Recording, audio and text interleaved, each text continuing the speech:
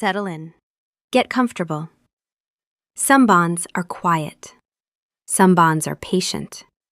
And some bonds crack open the most controlled man in the kingdom like an egg at a breakfast he didn't order. This is not a story about feelings. This is a story about a man who has never had a feeling in public in his entire life, and a woman who has never stopped having them. She just never let it show.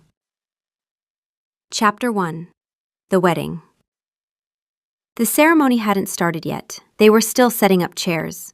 Two omegas arguing about sash colors, while a beta wrestled a garland into submission against a stone pillar. And King Duncan Blackmane, alpha of the Blackmane territory, sovereign ruler of 4 provinces and the most composed man in any room he'd ever entered, was crying. Not delicate tears. Full, chest-heaving, shoulder-shaking sobs that came from somewhere so deep he couldn't find the bottom of them. His jaw was clenched, his posture was perfect, and his eyes were leaking like a cracked dam. "Fine," said Flint. "This is fine. Standard moisture event." Across the hall, Hazel was arranging wildflowers in a jar at the end of the 3rd row. She looked calm, poised, the gentle smile of a queen doing something pleasant on a pleasant afternoon. She was not calm. Duncan knew this because the bond was delivering him the truth, the full, unfiltered, staggering truth of what was happening inside his mate. And what was happening inside his mate was a tidal wave of joy so vast and so fierce it could have leveled a building. She was looking at wedding flowers and feeling like the world was the most beautiful, heartbreaking, impossibly perfect place that had ever existed. And she was showing exactly none of it. That was Hazel. That had always been Hazel. She felt everything at full volume. She always had. Joy like a wildfire, grief like a drowning, worry like a physical weight on her chest, irritation like a blade, tenderness so deep it could crack stone. And she held every bit of it behind a face that said, "I'm fine, what do you need?" Because that was what she'd learned to do. Somewhere between raising her sister alone and becoming a queen. And she was so good at it that no one in the territory had any idea that the composed, capable, slightly dry woman running the palace kitchens was at any given moment experiencing approximately 800% more feeling than she was displaying. No one except Duncan. Because the bond bleed didn't care about her composure. Bond bleed. Every wolf in the territory knew the term. When an alpha mated, there was a chance, random, unpredictable, one direction only, that the bond would run a temporary channel. One mate would feel what the other felt. Not the performance, not the managed version. The raw feed. What was actually happening underneath. Agnes had warned them before the marking. "It might happen," she'd said, "the way you'd mention rain on a wedding day. Most couples get a mild version, a background sense." She hadn't mentioned the possibility that one of them might feel everything the other felt with the fidelity of a direct wire, because she'd never seen a case quite like Hazel, whose emotional range turned out to have the output of a power station. It faded. Everyone said it faded. Agnes said most cases cleared within a month or 2. The mark settles, the channel narrows. Duncan's had been running for 3 weeks.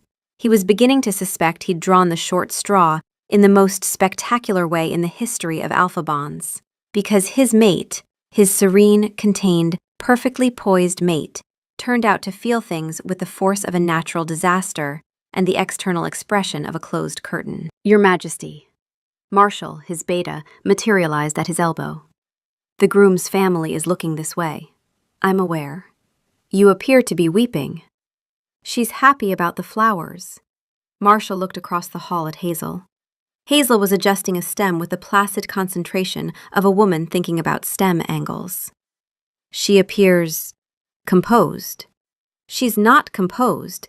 She's the least composed person in this room. She's just the only one who doesn't show it. I'm showing it for her." Duncan pressed the heels of his hands into his eyes. "I'm a weather report for her interior life, Marshall. That's what I am now." "We could abdicate," Flint said. "Mountains don't have weddings." "Should I fetch something?" Marshall asked. "What would you fetch?" A handkerchief? A physician? A different king? The groom's mother was staring. Duncan managed a nod. Bond bleed, he said. My apologies. Her expression softened. Everyone in the territory knew. It was not the kind of thing you could keep secret when the Alpha King wept at chair arrangings and smiled during mine collapse briefings. Which direction? She asked. Hers to mine. And the Queen is… He looked at Hazel. Hazel was calmly retying a sash. Inside her, the Bond told him, she was experiencing an emotion about satin that could only be described as rhapsodic. Devastated by the beauty of everything, Duncan said. Constantly. About everything.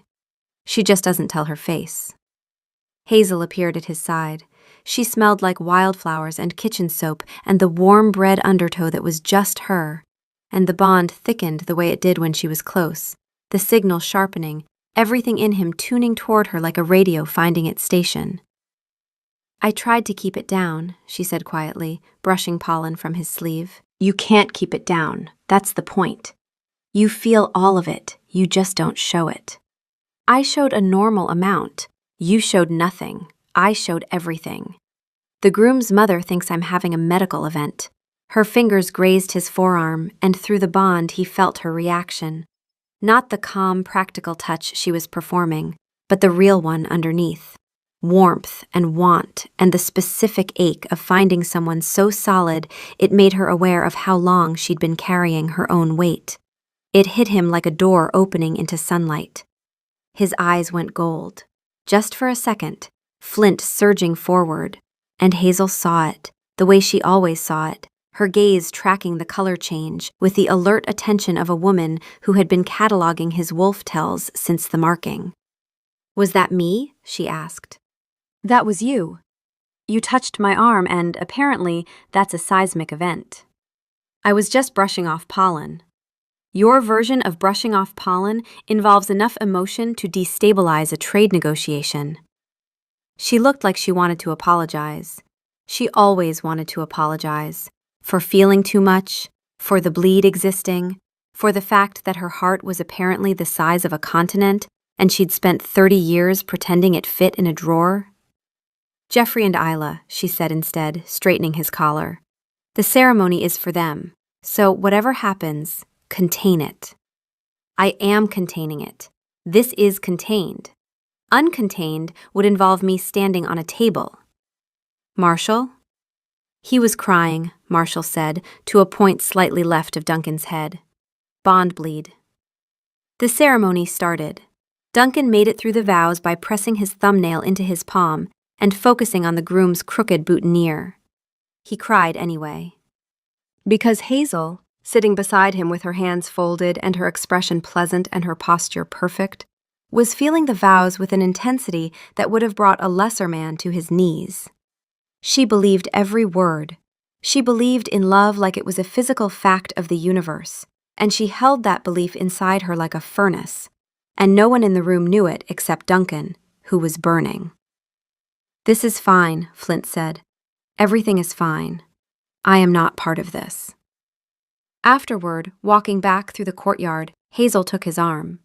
A public gesture, composed, appropriate, the Queen beside the King.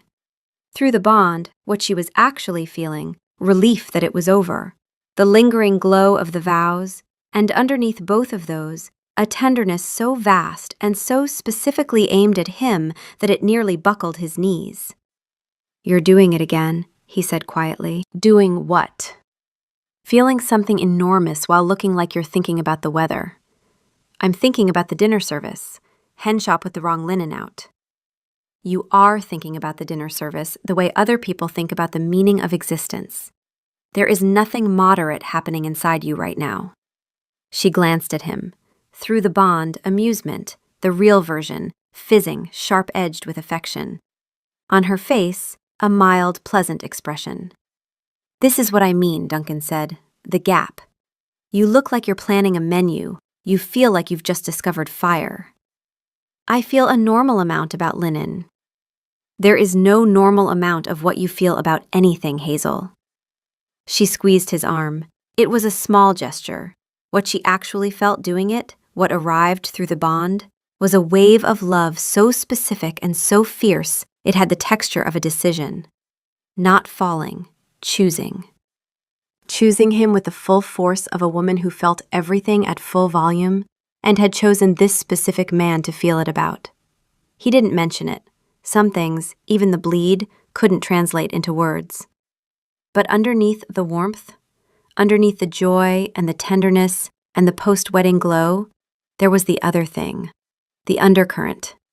The deep, constant presence of something she carried every moment of every day and never showed. He felt it the way you feel the current in a river, not visible on the surface, but there, always, pulling. He didn't know its name yet. Chapter 2. The Weather Report. Agnes Croft was 83 years old, had delivered every pup in the territory for 50 years, and found other people's difficulties charming. So the Queen feels things intensely, Agnes said, peering at them both over bark-scented tea. And the bleed is giving you the unfiltered version. The unfiltered version of her happiness about bread nearly made me cry in the council chamber, Duncan said. It wasn't about the bread, Hazel said. She was sitting beside him, composed as a still pond, while inside, Duncan could feel it.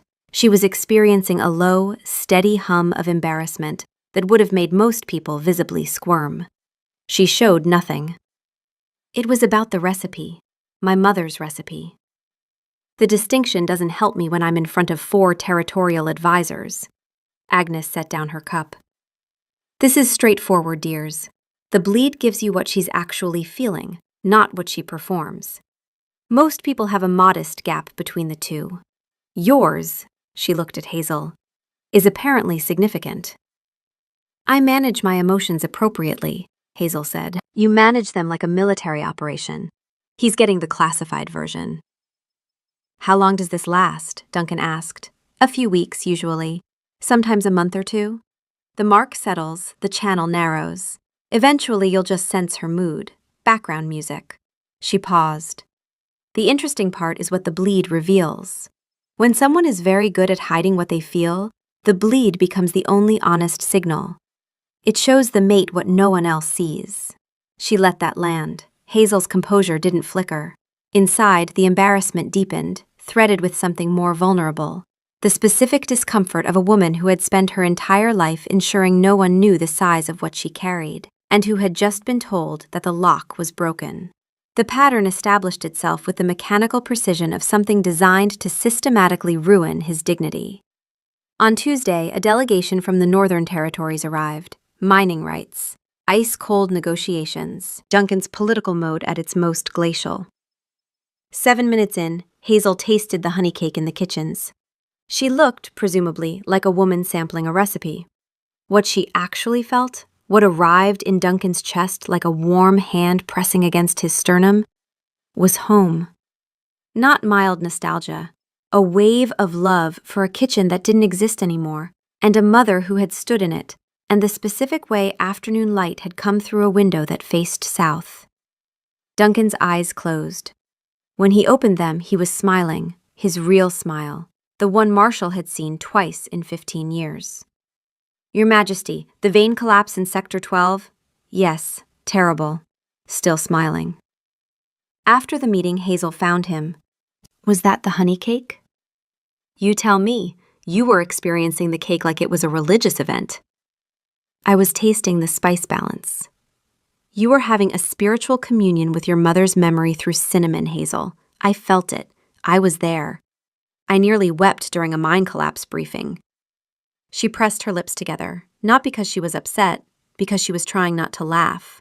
And through the bond, he felt the laugh trying to escape, bright and fizzing, which made him want to laugh, which created a feedback loop in the corridor while a guard pretended to study the stonework. This is a feedback loop, Flint said. We are trapped in a mutual amusement spiral. I wish to exit. On Thursday, she became annoyed at a household staffer. Externally, she showed mild patience. Internally, it was a blade. Duncan, in the war room, declared war on a candle. Is the candle offensive, Your Majesty?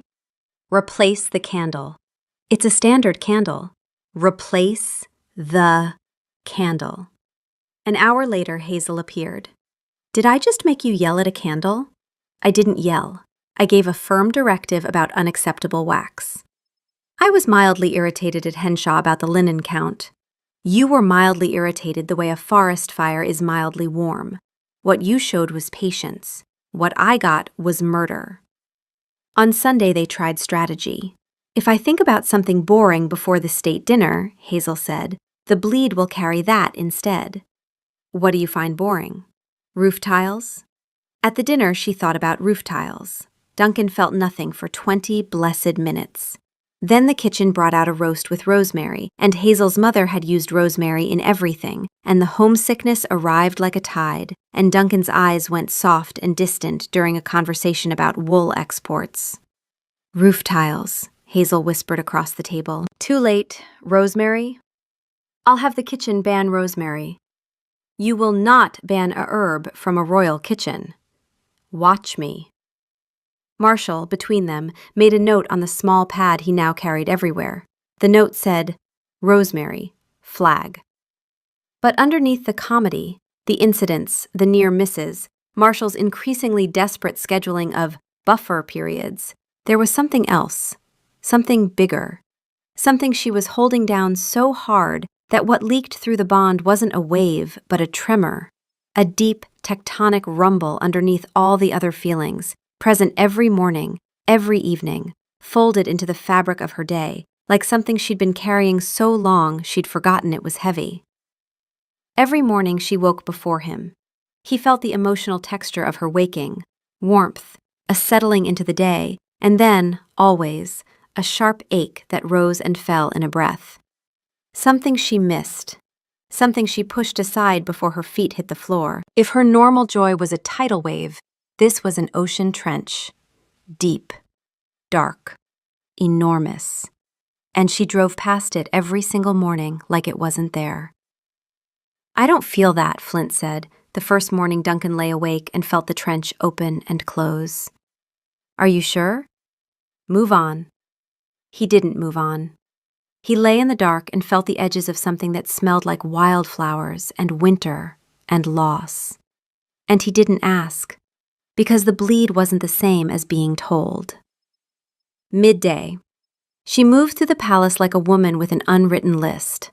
She checked the kitchens, the stores, pack members recovering from winter sickness, broth and blankets, and staying just long enough to make them feel seen before moving on to the next person who needed something.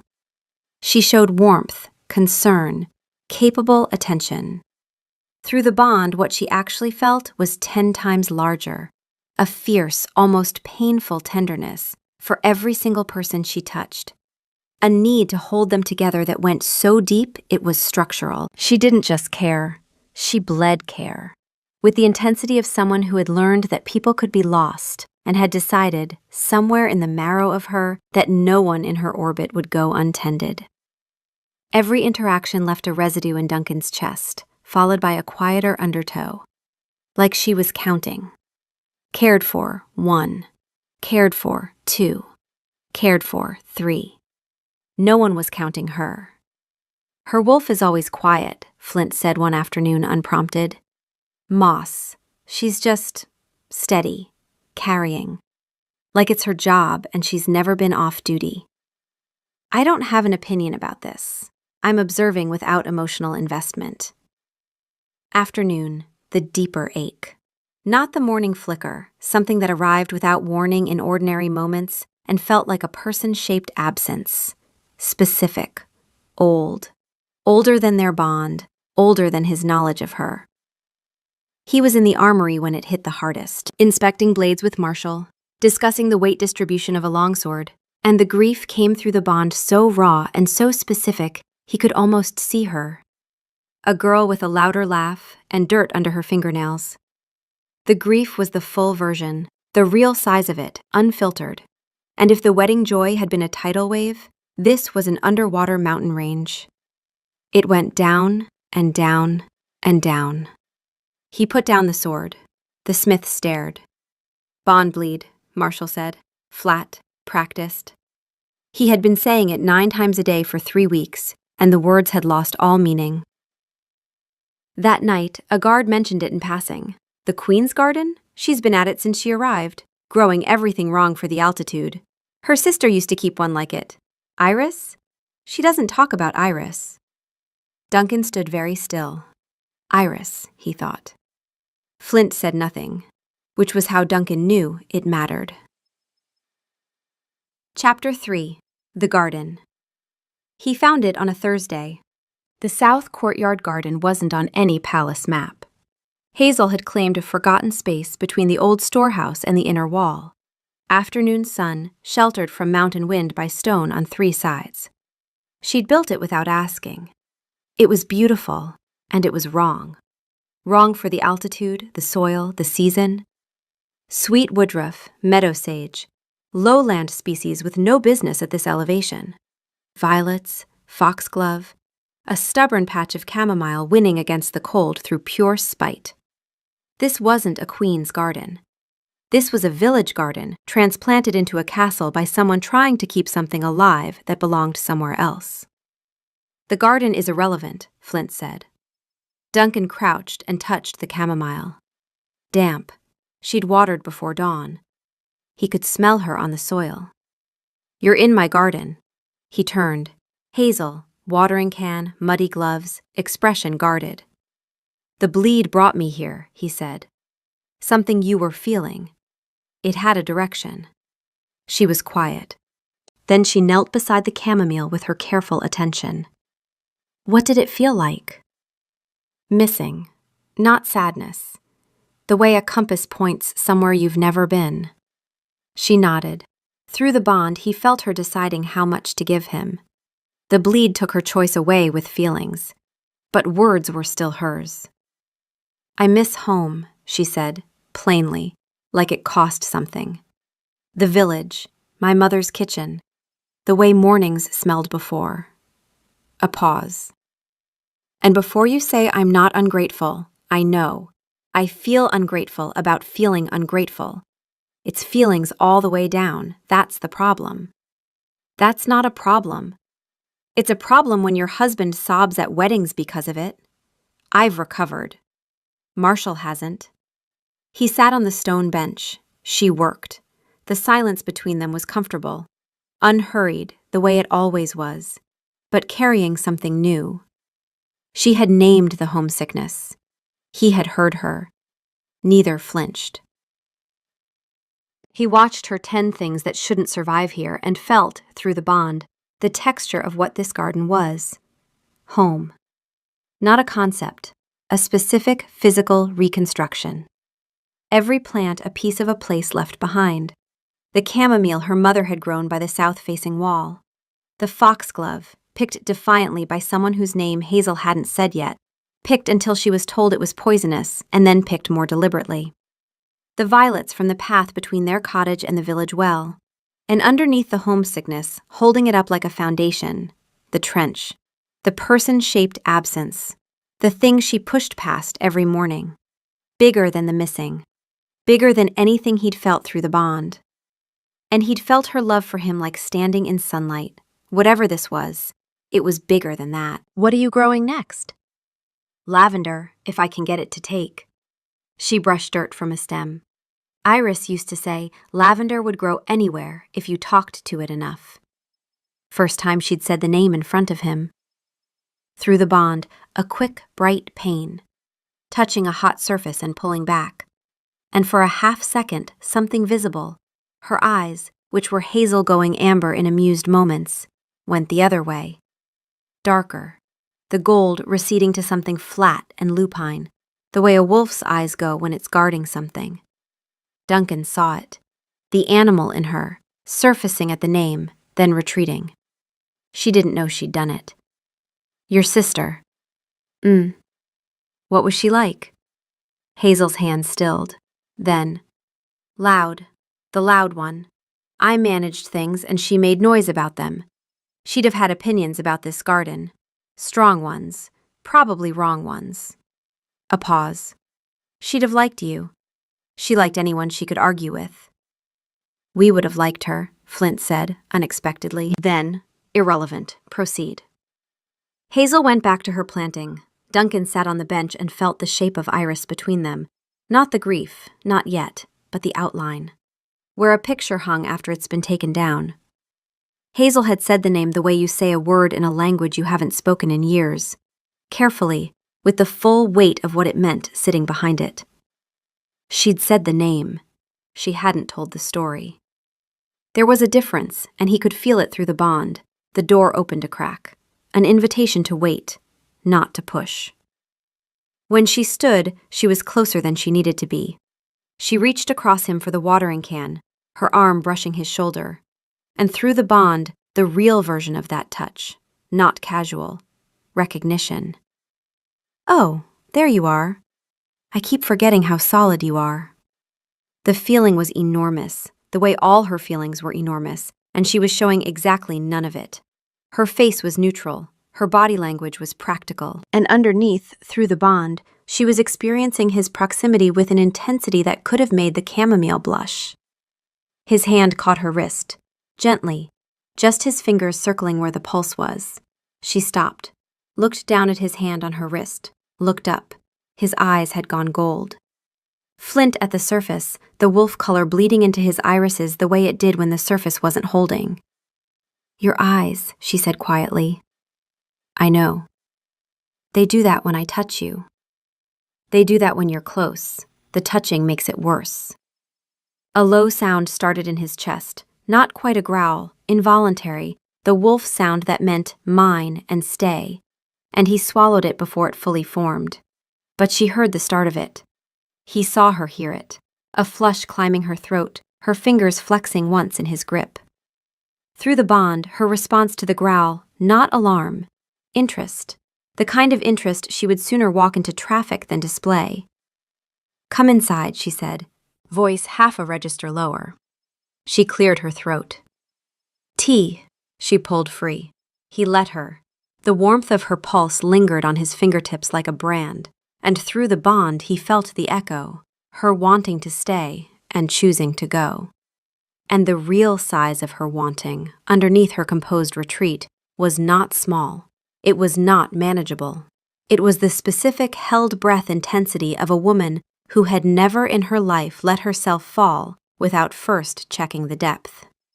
He followed her inside and drank tea he didn't taste, and watched her talk about lavender while, underneath the warmth, the iris-shaped absence held its breath and waited. She talked with her hands when she was relaxed, small gestures, precise ones, and he could feel the gap between what she showed, a calm woman discussing horticulture, and what she actually felt, tenderness so deep it could have cracked the table between them. He was falling in love with the gap. He knew that, and it terrified him. Chapter 4. The Council Room. It happened during grain tariffs. 11 minutes into a council meeting. Marshall on his left, 4 advisors across the oak table. Winter wheat quotas. Hazel, somewhere in the palace, encountered something. He never found out what. A scent, a sound, something small that hit the iris wound. The grief rose, and it was not small. It was the biggest thing he'd ever felt through the bond. Bigger than the wedding joy, bigger than the honeycake homesickness, bigger than the ocean trench he'd been catching glimpses of every morning. This was the trench itself, open, unguarded, vast, and it filled his chest like water filling a room. A girl with Hazel's chin and a louder laugh, and dirt under her nails, and the energy of someone who would live forever because the alternative was unthinkable. And then the guilt. I'm here. I'm mated. I'm happy enough to cry at strangers' weddings, and I'm alive and she's not, and I don't deserve the distance between those facts. If this was what Hazel felt, if this was what was underneath her composure every single day, then the wedding joy and the honeycake love and the candle irritation were nothing. They were surface weather. This was the climate. This was the thing she held down every morning with the same face that held down everything else. And she did it so perfectly that no one in the territory, no one in the palace, no one who had ever known her had any idea. Duncan stopped talking. His eyes were wet. Your Majesty? Lord Havelock leaned forward. A moment. His voice came out level. A miracle. Standard, Flint was saying. Operational. We are having a standard emotional response to wheat. Marshall stood. Bond bleed. 10 minutes. Duncan made it to the corridor, leaned against the wall. The grief crested and broke. Flint. Nothing. Flint. I felt her, very quietly. The sulky flatness gone. Not the queen, the other one, the one who isn't here. I felt the shape of her in the place where she used to be. I didn't want to, Flint said, for the record. That evening, Hazel found him before dinner.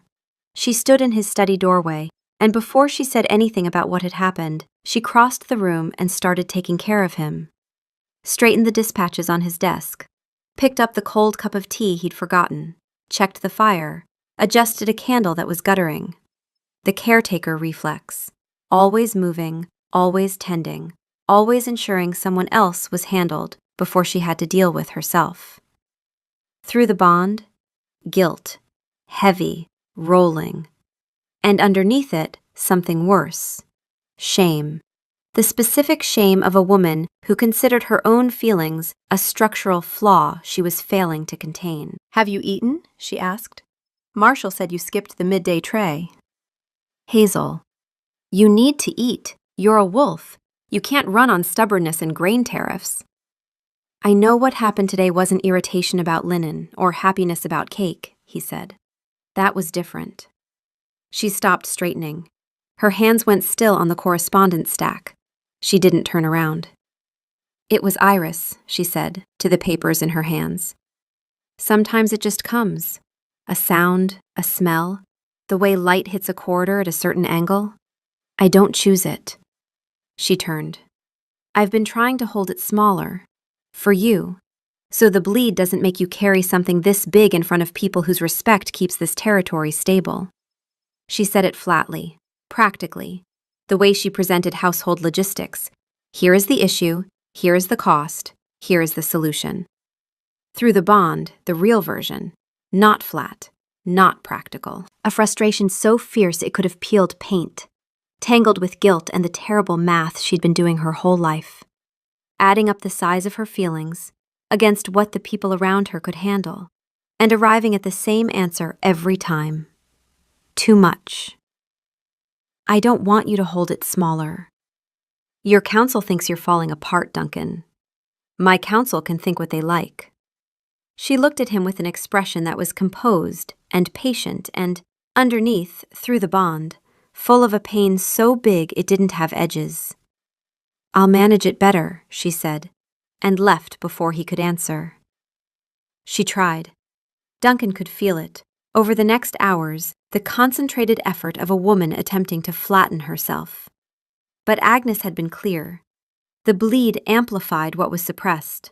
The tighter she held, the louder it came through. So her attempt to be smaller made her bigger in his chest. Her grief and homesickness pressing through the bond like water through a crack. And the effort itself, the grinding, exhausting discipline of a woman who had been doing this her entire life, arrived as a new frequency he hadn't felt before. Like listening to someone hold their breath and knowing they couldn't keep it up forever. In the kitchen that night, she handed him vegetables to peel. They stood side by side, fire low, stone walls holding warmth. This room was the one space where she let herself stop managing. Even now, even trying to be smaller, the kitchen softened her. He peeled, she chopped. The kitchen was designed for 12, and they were the only two people in it. And the sound of a knife on a board and the crackle of the fire were the only sounds, and it was, despite everything, peaceful. He could feel her relaxing in layers, the queen going first, the composure, the attentiveness, then the caretaker, the list, the counting. Underneath, tired, warm, lonely in a way she'd never say aloud. And despite her best efforts, the bleed delivered all of it, every layer. She couldn't hide from this. The bond didn't care about her intentions.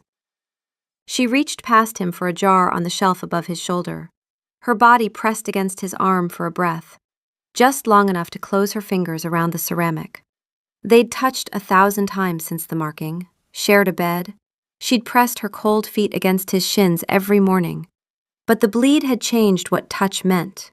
Now he didn't just feel her skin, he felt what she felt about his skin. And the real version of Hazel touching Duncan was a depth charge of wanting so fierce and so carefully hidden that she probably didn't know he could feel every layer of it. He caught the jar before she could pull it down, his hand over hers on the ceramic. She went still. They were very close. Close enough to count the freckles across her nose. Close enough that his exhale stirred the loose strands of her hair. "I've got it," she said. "I know." He didn't move. She looked at him, tracked something in his face, the set of his jaw, the way his breathing had slowed and deepened. The quality of a man holding himself carefully, because the alternative was not holding himself at all. "Don't," Flint said. "She is holding a jar. Jars are load-bearing. We do not interfere with load-bearing kitchen infrastructure." He let go. She took the jar, turned back to the counter with hands that were not quite steady, and through the bond he caught the echo, her wanting to stay and choosing to go. The full force of it, undiminished by all her efforts to hold smaller. She couldn't hide from the bleed. The bleed didn't care about her composure, and the real size of her wanting was not small, not manageable. The specific, held-breath intensity of a woman who kept choosing not to fall because she was afraid of what was at the bottom. They worked in silence for a while longer. He peeled, she chopped. Neither mentioned the jar. "You peeled those too thin," she said, looking at the bowl. "Sorry. You peel like a king. All authority, no finesse." "That's the most accurate thing anyone has ever said about me." She laughed, bright, uncomplicated, and through the bond he caught it, the real size of it underneath. Not a small laugh, not a polite chuckle, a laugh that filled her entire chest and ran down to her feet and could have lit a room, and she let exactly 1/10 of it reach her face. He wanted to tell her, "I know what your laugh actually sounds like. It's the best thing I've ever felt. Stop making it small." He peeled the vegetables. He didn't say it. "Coward," Flint said. The next afternoon, it broke. She was crossing the main hall when she heard it. Not Duncan. He heard it later, from Marshall. But Hazel heard it in real time, with Wolf hearing, standing 12 feet from two people she had personally brought broth to last week when their son was recovering from winter sickness. Lady Fitch and Lord Pemberton. Half whispering the way palace people did when they wanted to be overheard. A king who cannot govern his composure. Some are saying it's the queen's temperament, that she's too much, unstable. A queen who makes the king weep in public is either a comfort or a liability. Duncan found out afterward. He was in the armory when the bond changed, not gradually, not the way emotions normally shifted through the channel. This was different. This was the feeling of something going dark, not muffled, not suppressed. If she'd suppressed harder, the bleed would have delivered it louder. That was the mechanic, Agnes had explained it clearly. The tighter she held something, the louder it came through. This was the opposite. The bond went quiet because there was nothing to transmit. She had stopped feeling. Not a performance, not composure. The woman who felt everything at 800% had found the switch and turned it off.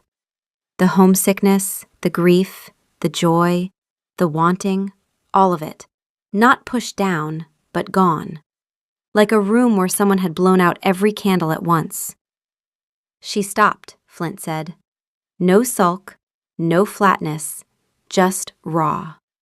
She stopped and, "I can't hear Moss." "It's quiet where it shouldn't be quiet." Duncan went cold. Not from the bleed, from his own body. Because this was not his mate protecting him from her feelings. This was his mate amputating her own heart. "She's not hiding," Flint said. "She's not there. She went somewhere I can't follow." The silence was worse than the grief. The grief, at least, was her. Chapter 5. The Garden Again. He found her there the next morning, kneeling in the chamomile. Not working, just sitting. The bond was dark, not muffled, dark. He could feel her the way you feel a room you know someone's in, presence without information. She was there. She was nowhere. Hazel. It's early. I know. Did you need something? Did you need something? The caretaker's question, the reflex. He sat beside her on the cold ground. What you're doing, the shutting down, it's worse than the bleed. I'd rather feel all of it. The grief, the joy, the bread, the way you feel about satin, all of it. I'd rather cry in the council chamber every day for a year than sit in this silence. She was very still. The courtiers, I don't care about the courtiers. They called me too much. You are too much. That's not an insult, that's a fact. You feel things with the force of a geological event and you show nothing. And the bond showed me the gap. And the gap is, Hazel, the gap is magnificent. You are not a liability. You are the most feeling person I have ever known, and you have been hiding it your entire life. And I am asking you to stop. Not for the bond, for you.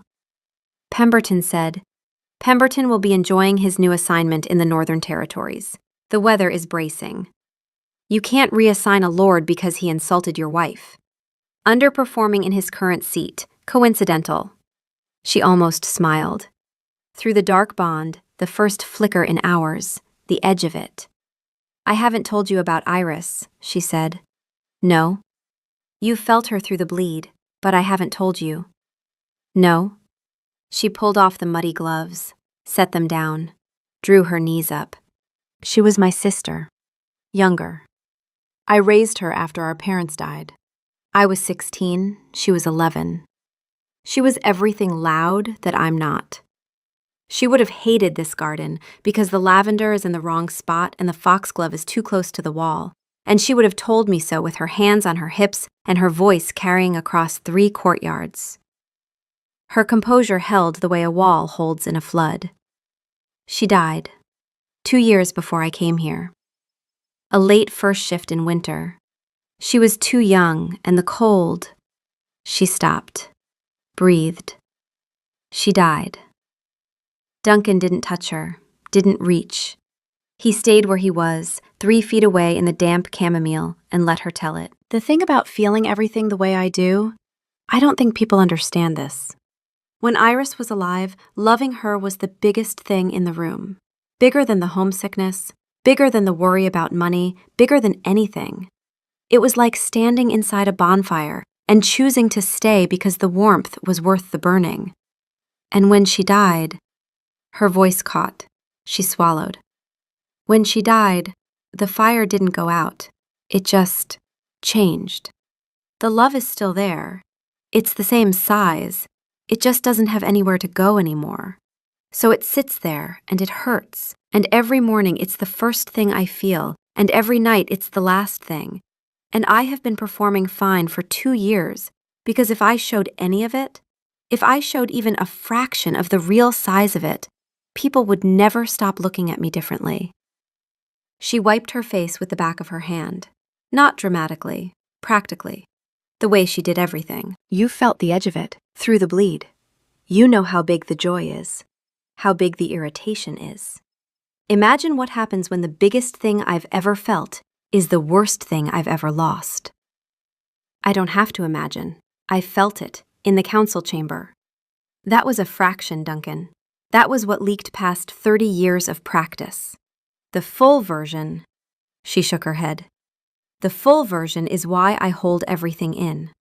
Because if I let one thing out at its real size, everything else comes with it. And I don't know how to feel Iris at the volume I actually feel her and still be standing. He was very still now, not human still. The wolf kind. Every particle of him oriented toward her with a predator's focus. Not threatening, just absolute. Stop doing that, she said. Doing what? Looking at me like I'm the only thing in the room. You are the only thing in the room. There's also chamomile. The chamomile is not important. I threaten it daily. It's very important. She pressed her hand to her mouth, not to cry, to stop the laugh that was trying to escape in the middle of being broken open, because laughing while telling someone the worst thing that ever happened to you was ridiculous and inevitable, and this was who she was. A woman who felt everything at full volume and held none of it where anyone could see. "You're doing it again," Duncan said. "Doing what?" "Feeling something enormous and showing nothing. You're laughing on the inside right now with enough force to rattle windows, and you're giving me—" "What? A pressed lip?" "I gave you a pressed lip and a nose scrunch. That's generous." "I felt the real version, through the bond. It could power a small city." She stared at him. Then the pressed lip cracked, and the real laugh came through. Not huge, not the full chest version, but real, earned, wet with tears and slightly hysterical, and the most honest sound he'd heard from her in 3 weeks. "Moss," Flint said, not to Duncan, to the bond. "Moss. I can hear you being quiet, and I need you to stop." From Hazel, faintly, "I'm here." "You've been carrying this alone." "I carry her, it's my job. I carry her, and she carries everyone else, and I carry her." "You shouldn't have to. That's not how it works." "It could be." Duncan stayed where he was, 3 feet away, in her garden full of wrong flowers. "I have felt every emotion you've hidden for 3 weeks," he said. "Your joy could level a building. Your irritation could start a war. Your love for a honey cake nearly derailed an international mining negotiation. And your grief? Your grief for Iris is the largest thing I have ever encountered.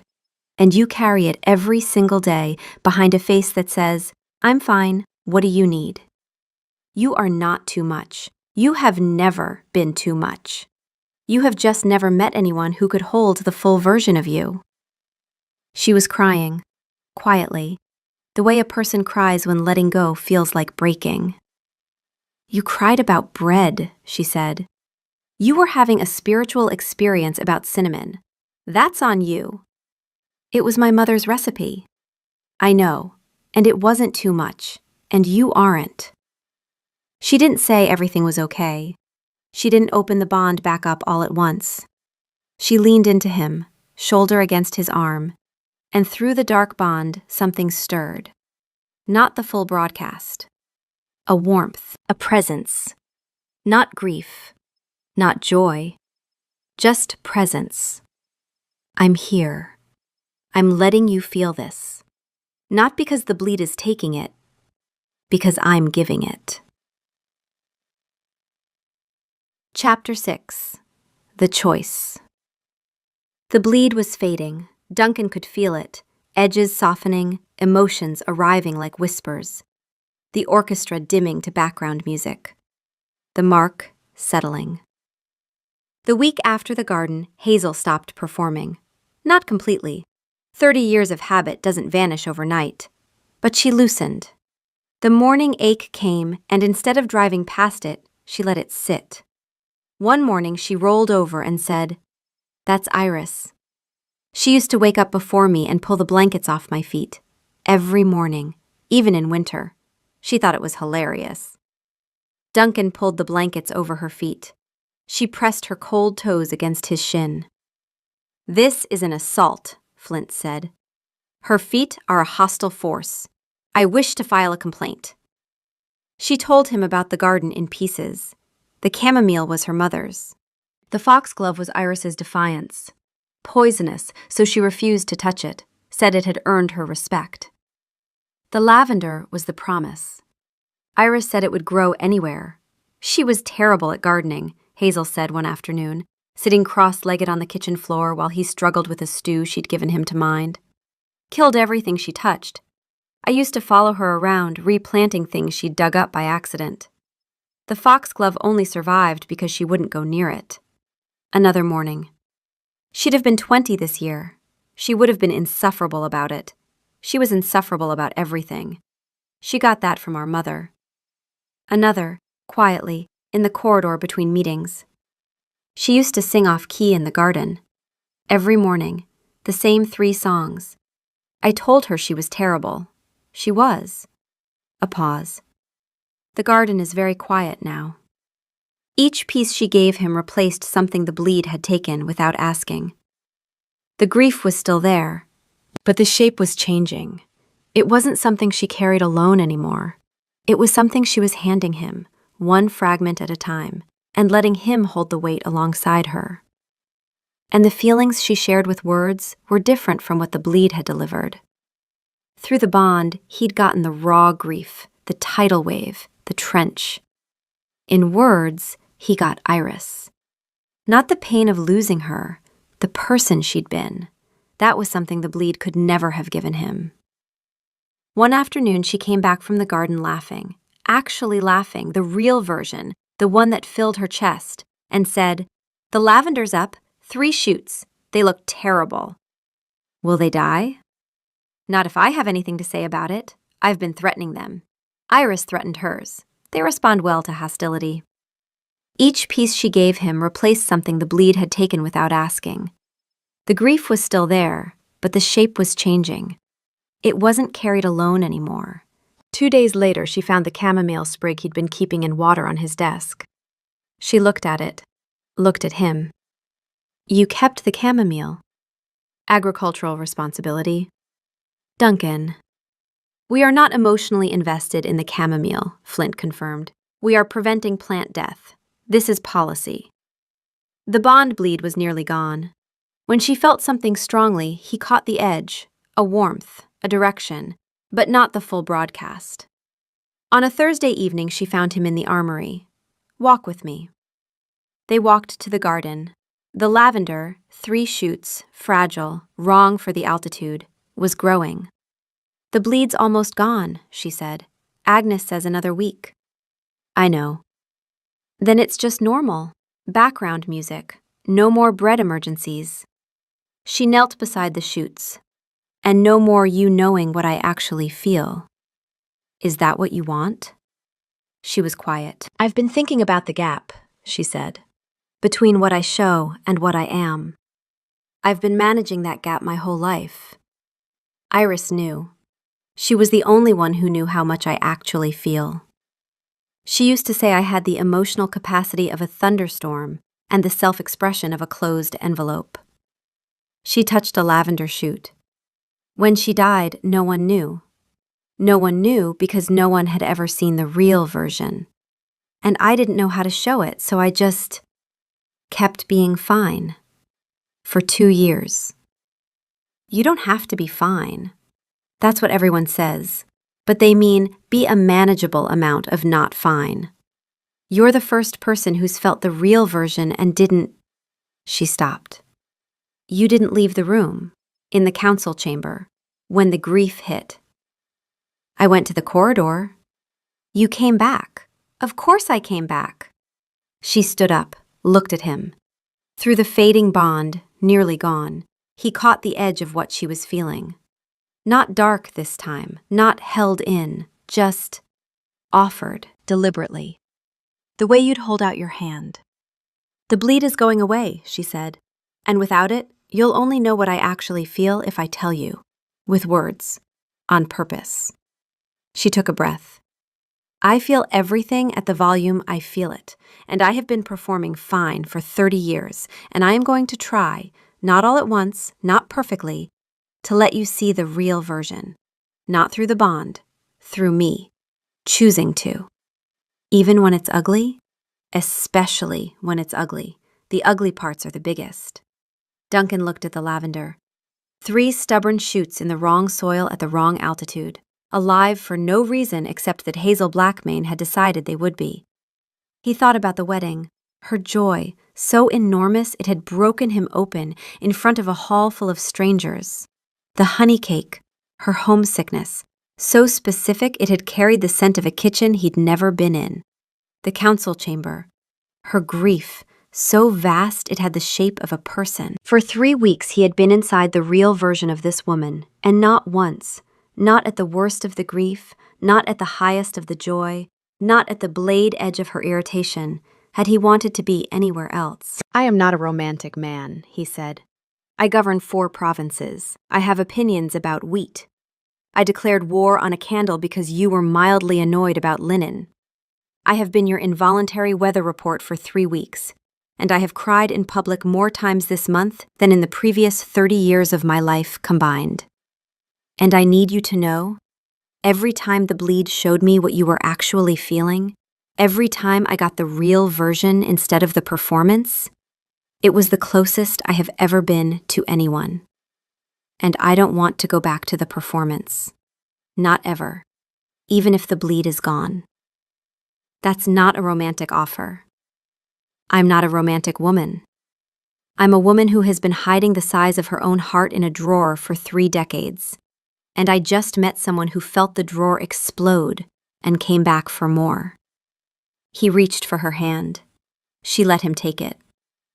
Through the last thread of the bleed, the final whisper before the channel closed for good, warmth. Not enormous, not a tidal wave, just warmth. The quiet kind, the kind she chose to let through. I'm not fine, she said. I know. But I'm here. I know that too. And some mornings it'll be Iris, and some mornings it'll be the garden. And some mornings I'll feel things about bread that have no reasonable explanation. I'll be there for the bread. You peel vegetables like you've never seen one before. I'll bring my authority. You bring the finesse. She laughed, full, real. The real version, not the 1/10 she usually showed. It broke through the dying bond like light through a cracked door. His wolf went still. Not the performing fine stillness, the real kind. Moss, Flint said. Yes, she laughed. She does that. I was not prepared. I would like it noted. Noted. The lavender will die. Shut up, Flint. She leaned into him. He put his arm around her shoulders. The garden was quiet.